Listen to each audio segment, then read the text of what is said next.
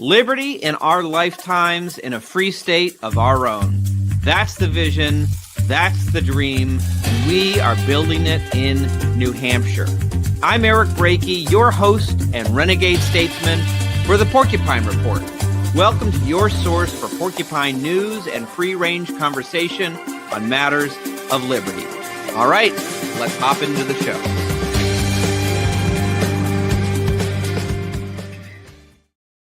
Hey there, everyone. Welcome to episode 57 of the Porcupine Report. I am, as always, your host, your renegade statesman, your executive director of the Free State Project in the beautiful #1 state for freedom, New Hampshire. Thanks for joining us this evening. A few pieces of Free State news before we get into our conversation today.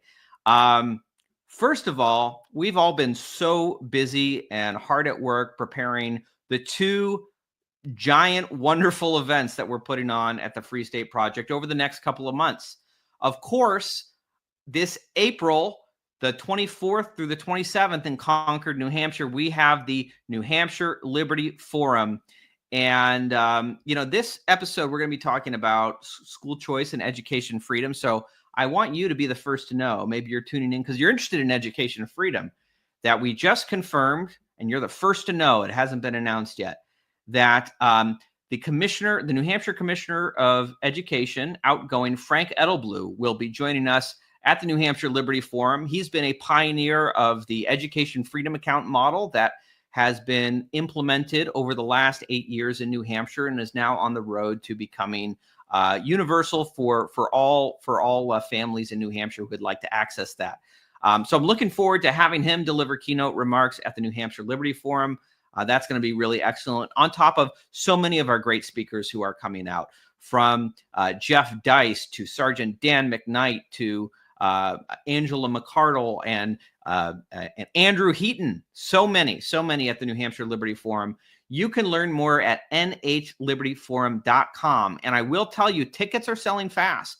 I think we might actually sell out for the New Hampshire Liberty Forum this year. So if you haven't gotten your tickets yet, you're going to want to go to nhlibertyforum.com and grab your tickets while supplies last. And of course, that's our April event. And not too long after that, in June, we have the Porcupine Freedom Festival coming up.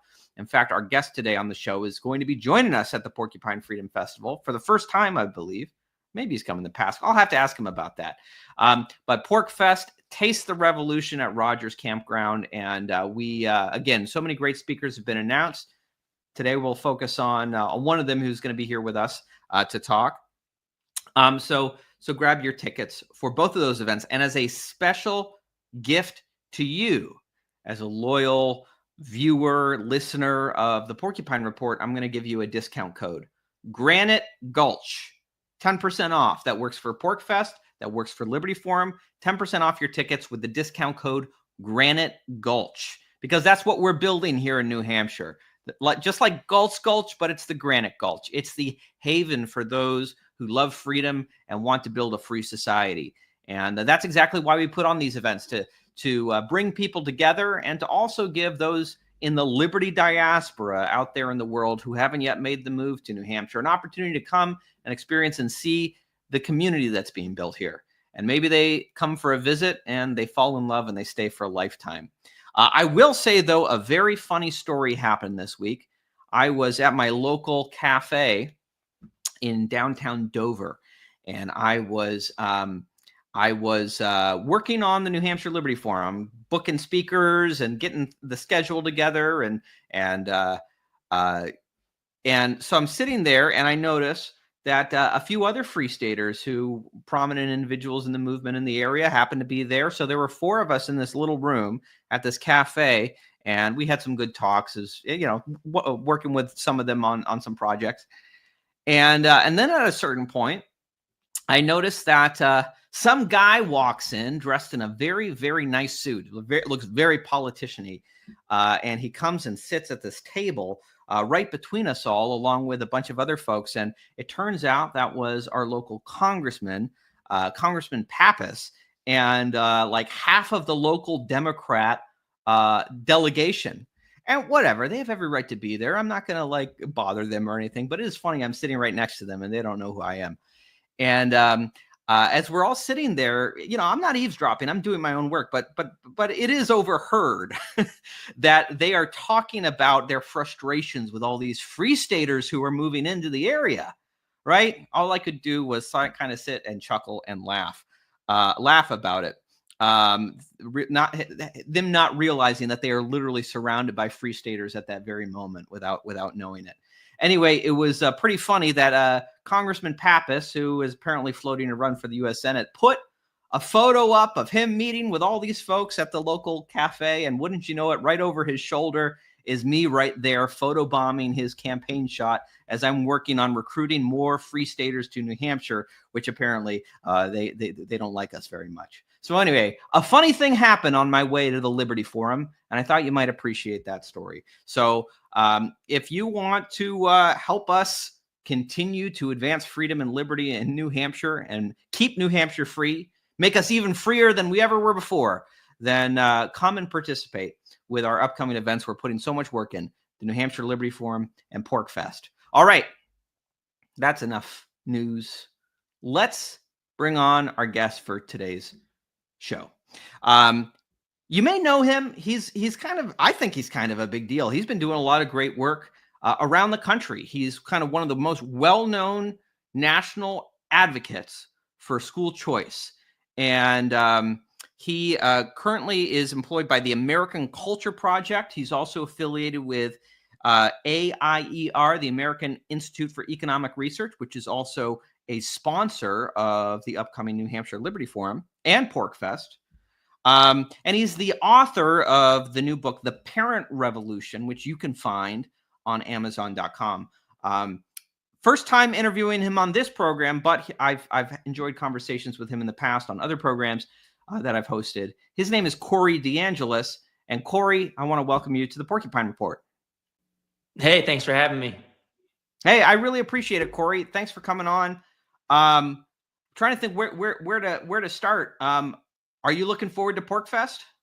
Oh yeah, absolutely. And you mentioned earlier that I hadn't been there, but I have been to Pork Fest. I think it was 2020. I mean, it was right at the beginning of COVID, and it was one of those things where people are like, "Oh, I don't know if we're allowed to go travel." And all of the Pork Fest people, we didn't have any of our masks on or anything right at the very beginning, and people were fine. So it was a lot of fun. I think I did a couple panels. One was with Carrie McDonald. We kind of interviewed each other about homeschooling and school choice.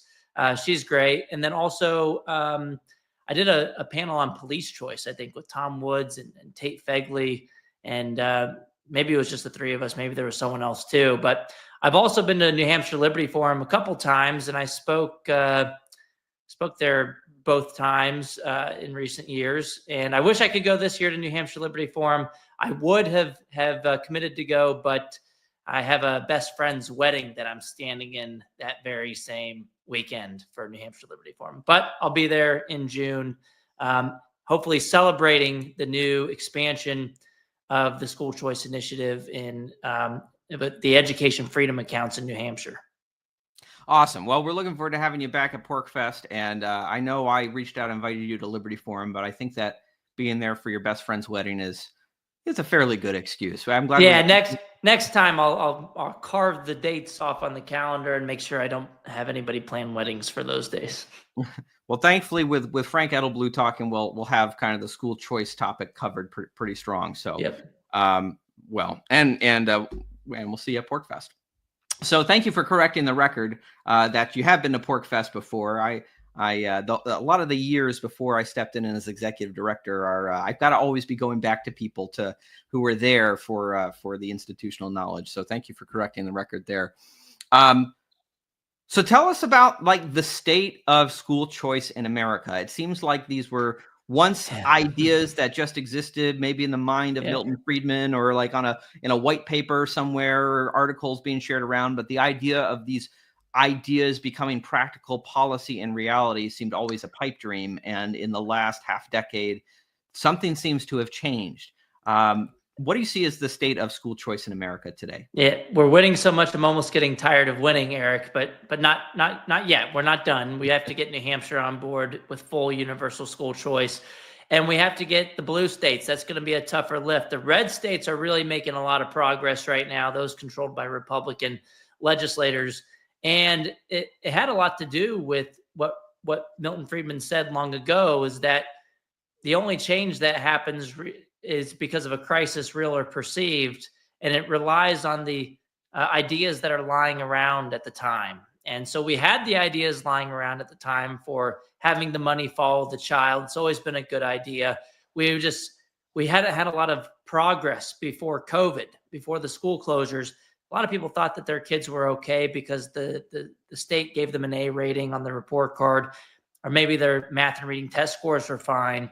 But then when the teachers unions lobbied the CDC to keep the schools closed as long as possible, they held children's education hostage. One, they showed parents that they didn't really care about them or their kids. But two, even more importantly, they showed families what was happening in the classroom. So parents were upset about critical race theory, other Marxist ideologies in schools. They were upset about gender ideology. And families wanted the schools to focus on the basics, on education, as opposed to indoctrination.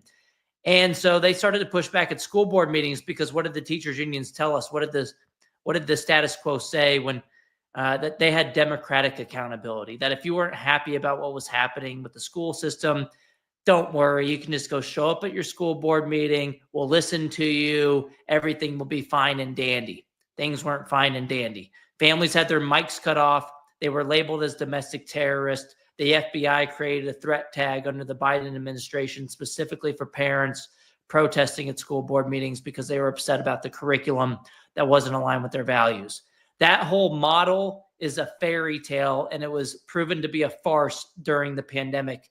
And so families started to take other options. They said, you know what? If you're not going to listen to me, I need to be able to vote with my feet to a school that is aligned with my values, that is going to treat me as a customer, that is going to treat me as a partner and not the enemy.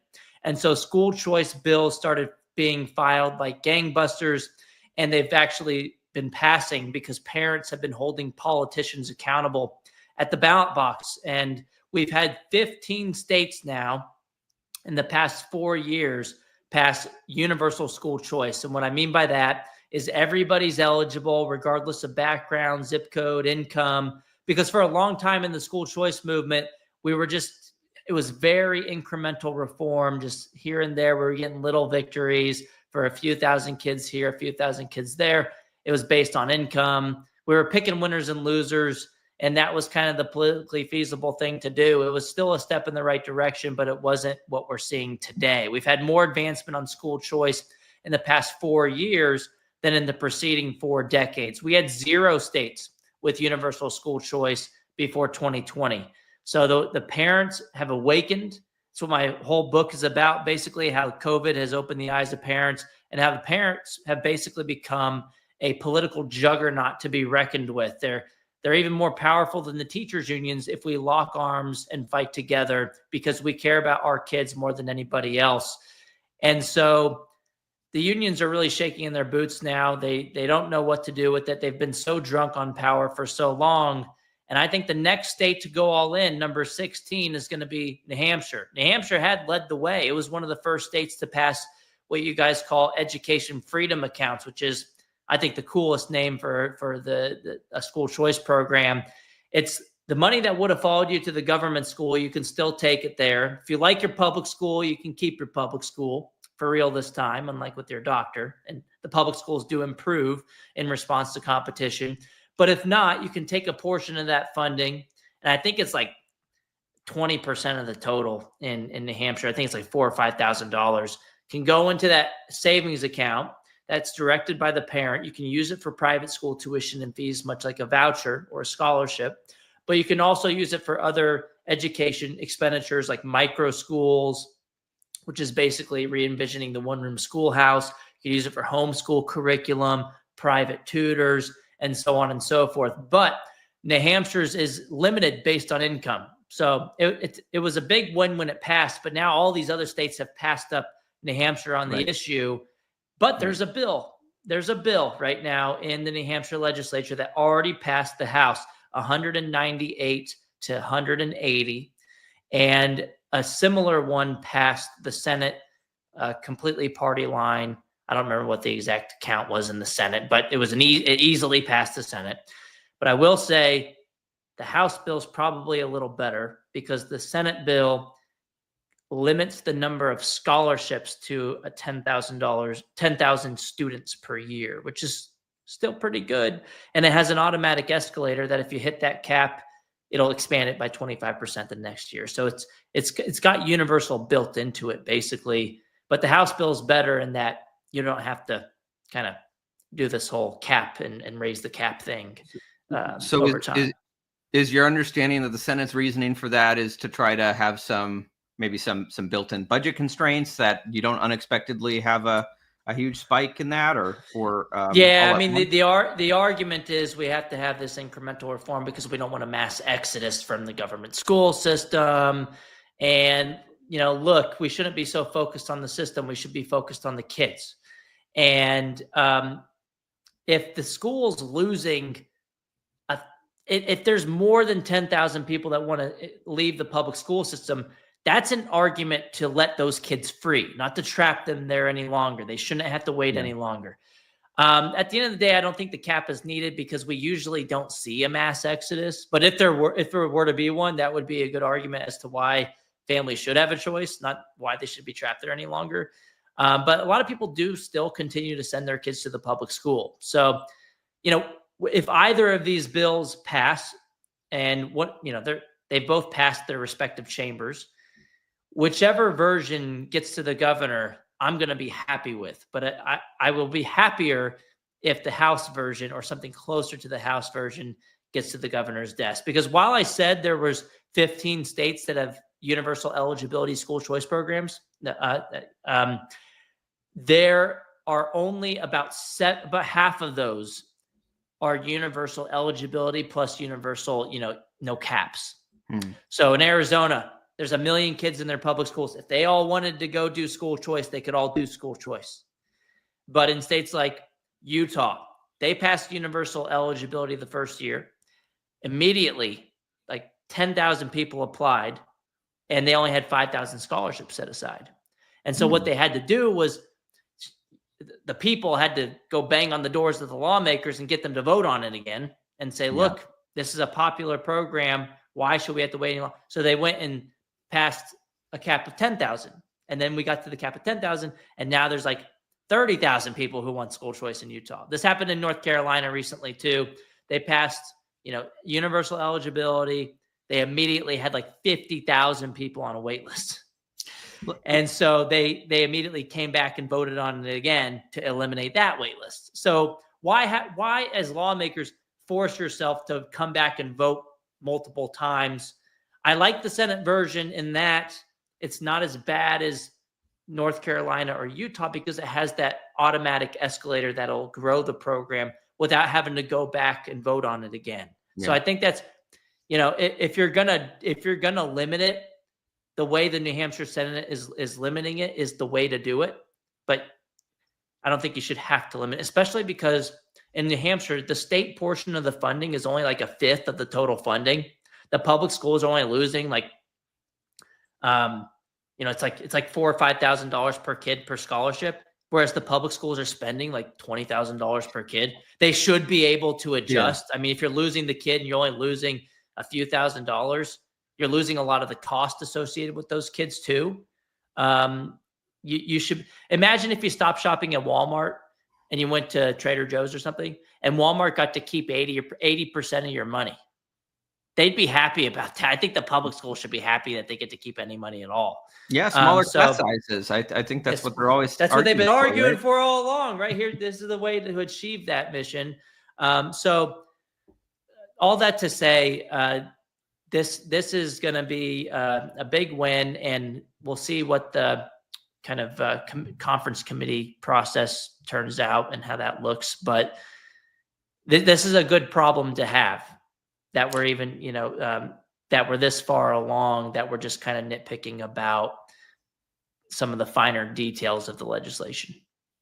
Well, there's a few questions I have riffing off of what you're talking about. I guess the first question is, why in the government schools is the cost per student so high versus what you can get for an equivalent education from many private schools, or I mean, so many families are taking the $5,000 credit and giving up what is supposedly like a $20,000 a year education for their kids, and they feel like they're getting a better deal out of it and better education for their kid. Why is there such a disparity there? Because the government school system is horrible, and they use the money to create more jobs for useless adults. It's not an education initiative for kids. And I've shared a graph on this nationally on X, and it always goes viral. Elon has replied to it a couple times or quote tweeted it. And it's basically, we have data at the National Center for Education Statistics from 2000 on the issue. And since 2000, student enrollment has increased slightly by 5%. The number of teachers in the system has increased twice that rate, by about 10%. But the number of administrators in the system has increased by 95%. So when you operate in a monopoly, if you get your customers based on where they live and they have no recourse, there's no accountability whatsoever. And so when you get more money, you can just waste it. You can hire your buddies. You can create this never-ending bureaucratic jobs program that just cares about itself, as opposed to the people who are supposed to be the customers, the kids and their families. You have this monolith that produces horrible results, spends a ton of money, and on average in America, we spend about $20,000 per kid per year. That number has increased by about 164% after adjusting for inflation since 1970. And the outcomes haven't gotten 164% better, obviously. They've gotten worse in some cases. And average private school tuition is much lower. The government schools spend about 52% more on average per student than the average private school tuition in this country, which is closer to like $13,000 per kid per year. And so when parents get a choice to take a fraction of the money, let's say $5,000 compared to $20,000, that illustrates just how bad the school system has gotten. And it's not just that the public school system doesn't provide benefits. We're paying a lot of money for it to hurt our kids in some ways. We saw how it reacted to COVID. We saw how it tried to implement the Zoom school. It was a total failure. And we see the negative forms of socialization on school campuses that I wouldn't want to send my daughter to. So I went to public schools in Texas, and where I still live today. And we had all sorts of problems at my middle school. There was gangs on campus, and that was the culture was that was the cool thing to do if you were in one of the gangs. We had people getting rolled into gangs, they called it. When you get beat up in the bathroom, that would be your initiation into the gang. I even had a friend in middle school that tried to teach me how to walk differently. Like I had to walk. I was supposed to walk with a limp because it was too much of a proper cadence or something. And so that was kind of just the culture of the school. And so and then you add on a lot of the stuff that's happening now with the gender ideology, confusing young children about things that they shouldn't really have to tussle with, or that their parents can handle, or the diversity, equity, and inclusion stuff and the critical race theory. I actually saw a survey that came out from Education Next January of this year. This is a nonpartisan organization. It's more of an academic outfit. If anything, they're probably more left-leaning than anything else. And they found that with a nationally representative survey, 36% of U.S. high school students reported that their teachers often or almost daily said that America is a fundamentally racist nation. And so when you're teaching kids that, they're going to be failures just based on the color of their skin, or if they're a bad person, if they're an oppressor based on the color of their skin, that's not going to lead to social cohesion. And it's definitely not going to lead to better academic outcomes if you're telling kids that they're going to be a failure just based on what they look like. And so I think the school choice has to be part of the answer. And it's the best answer we have in front of us, because some states like mine, Texas, we've banned CRT, for example, but they're still doing it anyway. They just move the goalpost. They've admitted on camera to a group called Accuracy in Media, where this group goes in as undercover journalists, kind of like a Project Veritas type of thing. And they ask the administrators, they get them to admit that they're still going to teach CRT. They pretend they're liberals and say like, oh, I really want it still. And the administrators say, oh, we'll just call it social emotional learning. We'll call it something else. We just won't use the label. We can find loopholes to the law. And they say the same thing about the gender ideology stuff too. And so that's still in the classroom. Doesn't mean we shouldn't try to enforce the laws that are on the books, but it shows you that it's not sufficient to solve the problem. Which the problem that I see is we have a one-size-fits-all disaster that by definition is never going to meet the needs of individual families who just disagree about how they want to raise their kids. And so school choice allows you to break out of that paradigm and to raise your own children in the way that you see fit. And if that's the public school, fine. If it's a different public school that you're not assigned to, fine. But the problem that we have today is we have a special interest, a minority of the population inflicting their will on the majority. The special interest, the teachers' unions, control the school system and thereby control the minds of other people's children. And when you have school choice, you can respect the rights of people on the left and the people on the right, people who you disagree with politically. We'll have a more tolerant society because we're not trying to control other people's kids.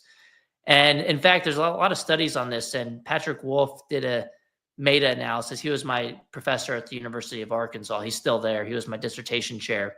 He did a review of the evidence in 2002, I want to say, on school choice and how that improves civic outcomes like tolerance of others, finding overwhelming positive effects. I upped that, redid that evaluation in 2017.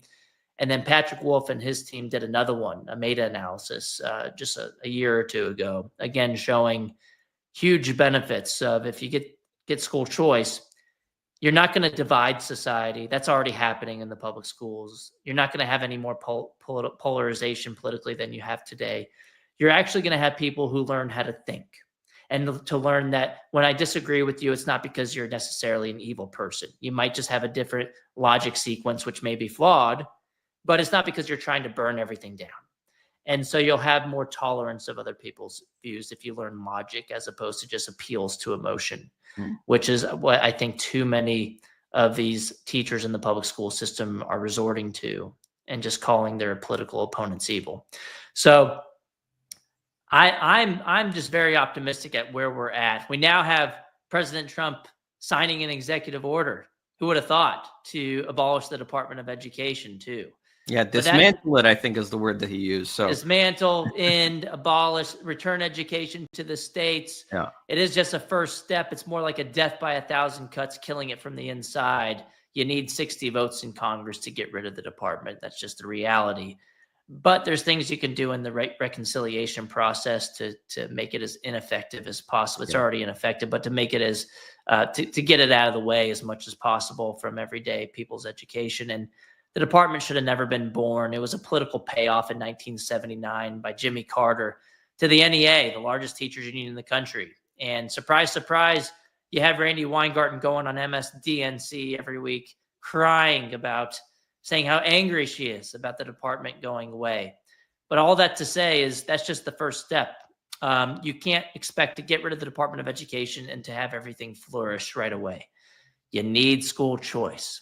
That's the fundamental. The fundamental issue is we're assigned to places based on where we live that are run by the government that have no incentive to care about you. And so you can abolish the department and then still have your local school districts cut off your mic, not care about what you have to say, and to face no accountability whatsoever. They might tell you, just give us more money next time. But the good news is, Eric, your state and my state are racing to the finish line on school choice this year. Texas is another one that's a big one. Once Texas falls, once the Texas government school monopoly falls, more of them will follow. we have about 5.5 million children in the public school system in Texas today. The bill is only capped at about 10,000 children or 100,000 children. So there's a similar problem of what New Hampshire is facing right now with that bill in the Senate. But either way, if you pass this initial bill, it's more likely you'll be able to expand it later. So just because something's imperfect doesn't mean we fight against it. We lock arms, we still fight together and live to fight another day. And in Texas, a bill's already passed our Senate too. And one is in the House right now with 76 co-sponsors, just enough to pass the chamber. And so it's a good time to be a school choice advocate. It's a good time to be an advocate of dismantling the Department of Education. It's a bad time to be Randy Weingarten and the teachers unions. So let me ask you, Corey, you mentioned previously, parents under this model become customers. And certainly, I think we're familiar in markets how firms are accountable to their customers. You take your money, you walk away, and they go out of business if they're not making their customers happy. But I know advocates for kind of the more public schooling model would say, but there are accountability mechanisms in place, right? You get to be a voter and you can vote out these school board members if you don't like them. And if you don't like what they're doing at the State Board of Education, you can vote to change your representative. Why is it more powerful to be a customer than to be a voter? Yeah, just imagine if you were assigned to a grocery store and they had empty shelves. It was run by the government, and they told you, just give us more money next time. We'll promise we'll do something else. Oh, and if you don't like what we do have on the shelf, if it's giving you food poisoning because it's expired, go complain to your local government grocery board. They'll listen to you. No, they'll have the same exact response to the school boards is give us more money. And then when you give them more money, nothing changes. It's the definition of insanity, doing the same thing over and over again, expecting different results. The other issue is a lot of these school board elections are held on off cycle. So you basically get very low turnout rates for school board. It's usually less than 10% of the voting populace. And so who turns out? This is your classic special interest politics at its worst. It's concentrated interest and dispersed cost. So the teachers unions are basically the only ones who show up. They cherry pick their hand-selected school board members that are not accountable to anybody. They're not accountable to the parents or their kids. They're accountable to the unions that control them, that only care about protecting the lowest common denominator, that only care about giving themselves more money and enriching themselves and their buddies. They don't care about what the school system is supposed to be about, which is the children. And so if you just ask yourself, why would you not want this structure in other areas of life like groceries, it becomes very obvious why it doesn't work out as predicted in the fairy tale model of democratic accountability by the defenders of the status quo. It has never worked. It's never going to work in the future. This whole thing about give us 5 more years and we promise we'll do better next time. Your time is up. We've given you more than enough time. And it's time to let people choose. And guess what? If that model of accountability is superior in your fantasy land, that school system is still going to exist with school choice. And so if it's so much better than the accountability in the private schools, then okay, well then no one's going to leave. You shouldn't be worried about a little bit of competition. But the reality is, once you have the power to vote with your feet, now the school board members might scratch their head a little bit and say, I'm not going to cut off your mic. I'm not going to label you as a domestic terrorist. Maybe we should listen to this person because they have real power now. They can take some money somewhere else. And so that's how you incentivize this model of democratic accountability to at least tweak it, to make it a little bit better. It's still going to have its inherent flaws, but at least when you empower the parents, the customers, then it can actually improve a little bit. And we have seen in places like Florida, there's 10 out of 11 academic studies on the topic showing positive effects of private school choice competition on the outcomes in the public schools. So in a way, it's a rising tide that lifts all boats. The teachers unions who shriek every step of the way will say this dismantles and destroys the public school system. It has never been shown to do that. There's nowhere to go but up. The public schools do get better when you introduce a little bit of competition. And Florida, for example, they were at the bottom of the pack on the nation's report card a couple of decades ago. as they've expanded school choice, they went universal in 2023. The latest U.S. News and World Report ranking showed them as number one for education. They spend 27% less than the national average. It's not because they throw a lot of money at the problem. They do have full-throated school choice, and their nation's report card scores at the top of the pack now after controlling for differences in student demographics across states. So this can be a win-win solution. The thing is, you might ask, well, why are the teachers unions afraid then if the public schools actually get better? The problem is they're not really concerned about the kids who remain in the public schools. They're concerned about having their members work harder. They don't want that. That's why they fight against merit pay every step of the way. They don't want any pay for performance. They protect the worst people in the system, and they make the profession look bad. I mean, you have Randy Weingarten on Twitter every day just shrieking against conservatives. There's a lot of conservative teachers. Why do you want to alienate a lot of your members? You shouldn't do that. You shouldn't be injecting politics into education. And so I think the teachers unions, they can still exist. That's fine. I don't think there should be public sector unions, to be clear. But if they're going to exist, I think if they have competition, they won't be as bad as they are today. I've noticed that a lot of these unions have the same problem as a lot of the government schools. You know, without right to work laws, you can't vote with your feet. You could just vote for who the union boss is, and if you're just a minority, they don't care what you think because they're going to get your money either way. So it seems like a similar issue. But let me ask you. So I know that obviously there are critics of this policy from kind of the entrenched kind of interests around the government schools.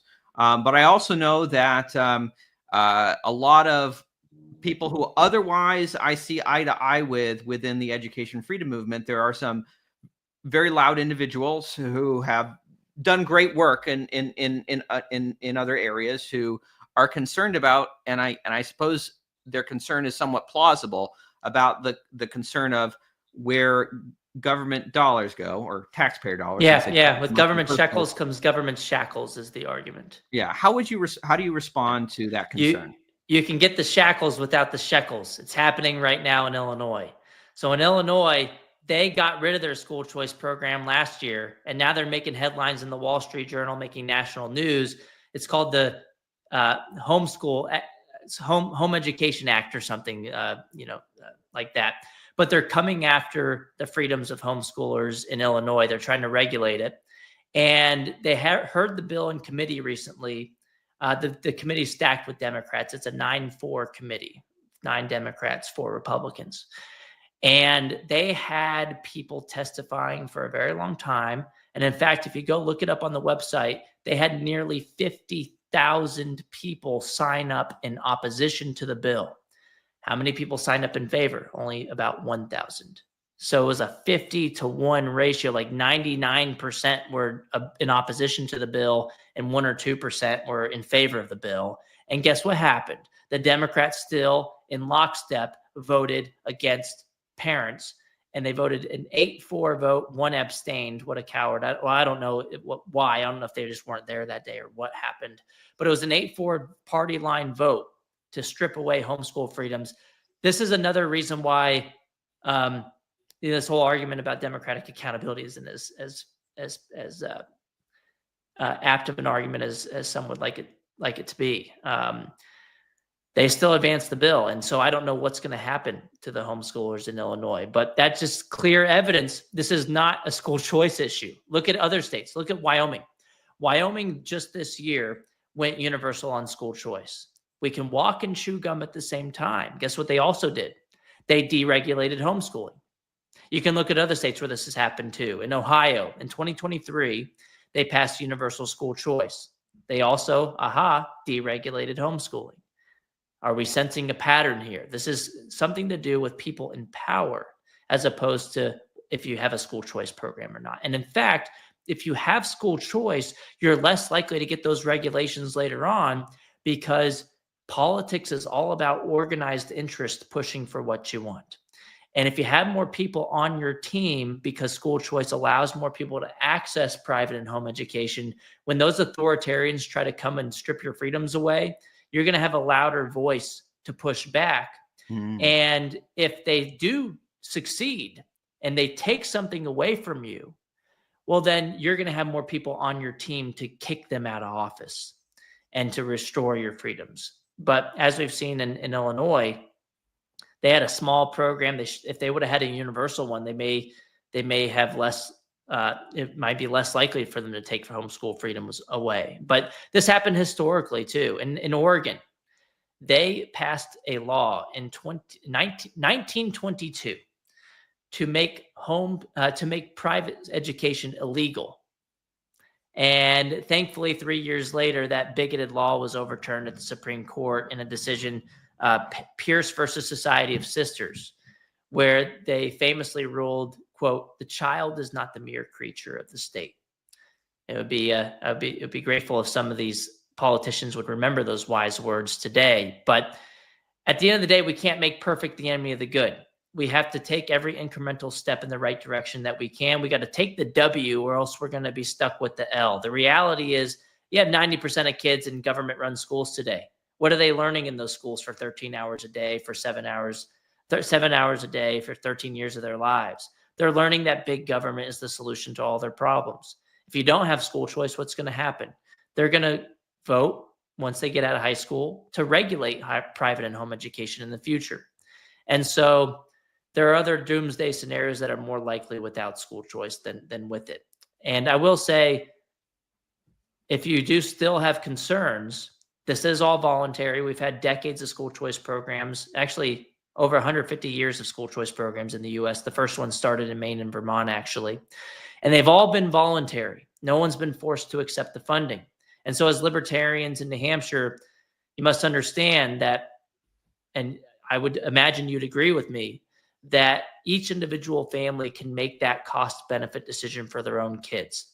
And if you are concerned and you want to continue sending that $20,000 a year to your assigned government school that you're not using, fine, that option's still on the table for you.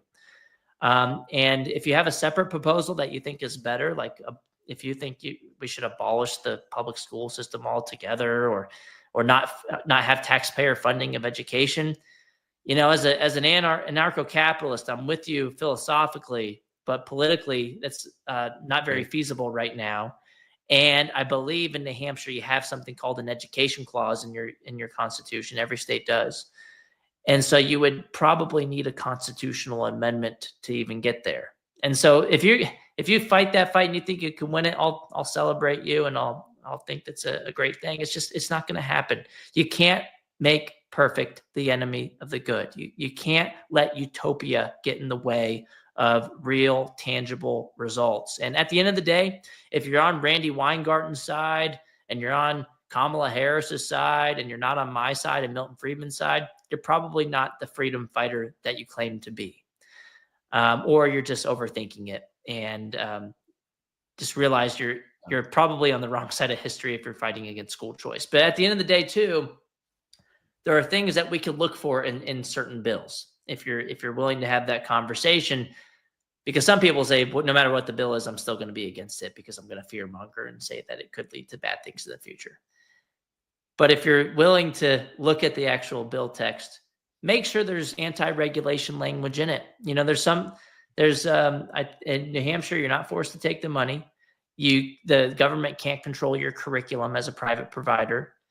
And so there's a lot of language in there that protects your freedom. So if you're concerned about regulation, instead of fighting against school choice altogether, I would recommend fighting for amendments to programs to say, hey, let's put in there that the government can't do this or that. And so I think in New Hampshire, you don't have to take the state test either.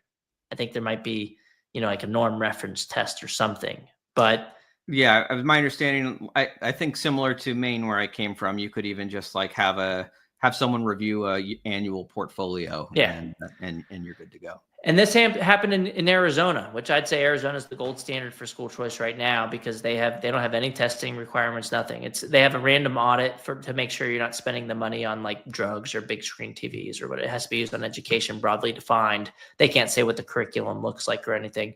But Arizona started with a testing kind of requirement in the bill.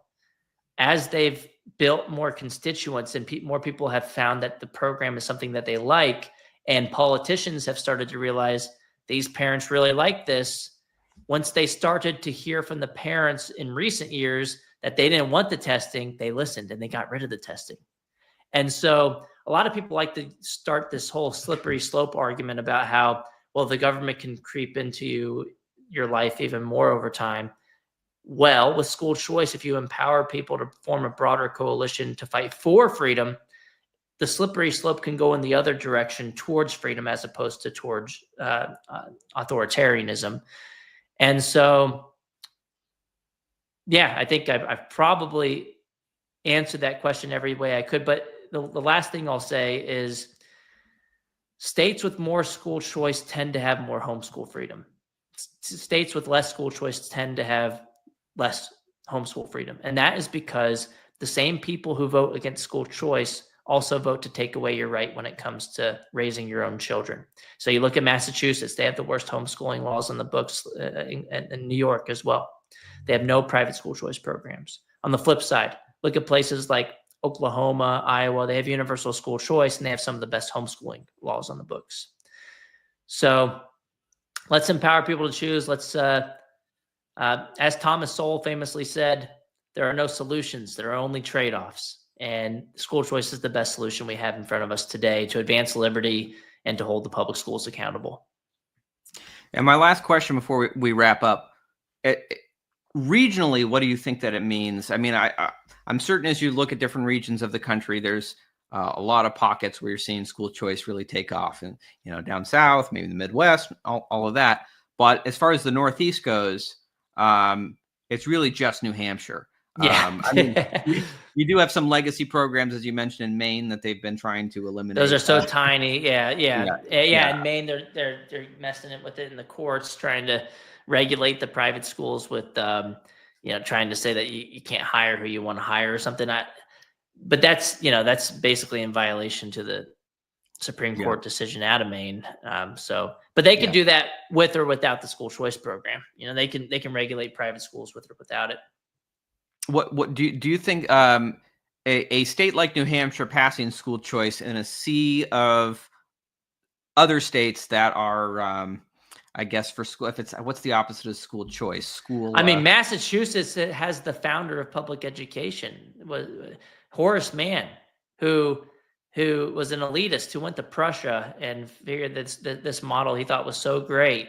It was created in Prussia, at least, to create obedient soldiers and factory workers, and they brought it over to Massachusetts, and they had the first compulsory education law.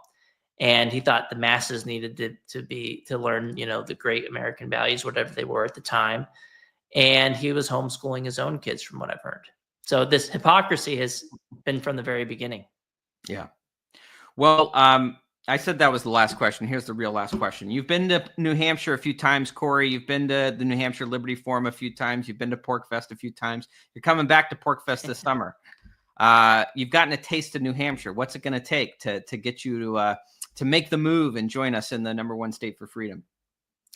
Yeah. So once New Hampshire, once we get more climate change, we should push for more climate change. We should go against AOC and Bernie Sanders and try to warm it up a little bit, and then maybe I'll be there with my wife and beautiful daughter. But we did just build a house a year and a half ago in Texas, so you're kind of anchored there. We'll see how long. We'll see. It gets pretty hot in the summer in Texas. That's true. But we do have grandmas here, and that's fair. It's going to be their family. Well, all right. Well, and I used to be able to say, oh, look, New Hampshire's going to beat Texas on school choice, but now we're neck and neck this year, and we'll see which state bust that cap off first. We will see. In my experience, Texas tends to disappoint, or they come along eventually. It's been like Charlie Brown kicking the football and it getting pulled up right before he tries to kick it and he falls on his back. That's been the Texas school choice fight for a long time. But we actually have the votes this time. Co-sponsors, as you know, are typically a lower bound on what the vote's going to be. That can change, obviously, but it's already passed the Senate. That Abbott's been fighting it forever, and I don't think anybody in the House wants this to be the hill that they're going to die on after they saw how the primaries went last session. Well, all right. I'm glad you got a few scalps on your wall to scare the rest of the politicians into doing the right thing. That's Well, Corey, final word from you. Where can people follow you? I know you got a book out they may want to purchase to learn more. Tell folks about that. Yeah, you can follow me on X. It's at DeAngelis Corey. And then also, if you want to check out the book, it's The Parent Revolution, Rescuing Your Kids from the Radicals, Ruining Our Schools. It has an endorsement from my Senator Ted Cruz from Texas. He says, you can ruin Randy Weingarten's day by reading this book. So if that's not enough to sell you on the book, I don't know what will be. Trump also endorsed it. Pete Hegseth did as well, Vivek Ramaswamy, and many others, including Michael Malice, who calls the public school system a prison for children. How does it feel? One of the only places that you'll experience violence in your life. I know I keep saying it's the last question. How does it feel having an arch nemesis? I feel like Randy Weingarten is your constant foil. I actually dedicated the book to her. I don't know if I can pull that out really quickly. I dedicated the book to her. I sent her a copy when it first released, and I asked her for an endorsement in an email. She never did that either. But I dedicated it to Randy because she's inadvertently done more to advance school choice and homeschooling than anyone could have ever imagined, because they fought to keep the schools closed. And yeah, a lot of people give me credit for the school choice advancement, but really it's if we didn't have the idiot unions just making a fool of themselves every day of the week, and especially during COVID, we wouldn't see the school choice revolution that we have today. Awesome. Corey DeAngelis, thank you for coming on the show. Thanks, Eric. All right, everyone, that is the show. Thank you so much for joining us. I hope that you like education freedom, because now that's 2 episodes in a row we've been talking about school choice and education freedom. Of course, you can go back and watch last week's episode with Jody Underwood, in which she and her organization, EdOpt, outlined the diversity of options that are available for families in the state of New Hampshire. She will be presenting a dialogue at the New Hampshire Liberty Forum. And of course, you can come see Corey DeAngelis at the Porcupine Freedom Festival. Again, get your tickets, especially Liberty Forum tickets they look like they might sell out. So you want to move quickly. And of course, now's the time that, right, it's we're finally getting past the winter. It's the time to get outside and start planning those opportunities to be outside and get past all this cabin fever we've had up in the Northeast. So grab your tickets to PorcFest, porcfest.com, pork with a C, not a K. It's a Porcupine Freedom Festival, not a barbecue festival, but we are emphasizing Taste the Revolution this year. There will be some great food too. So get your tickets. Love to see you at both events. And what else? I do want to say thank you to our patrons who make all of this possible, supporting the Free State Project and programs like these. And I want to thank our producer, Renita, for doing all the work behind the scenes to make these episodes come out so well. So that's all I got, everyone. Furthermore, my opinion is the Federal Reserve should be destroyed.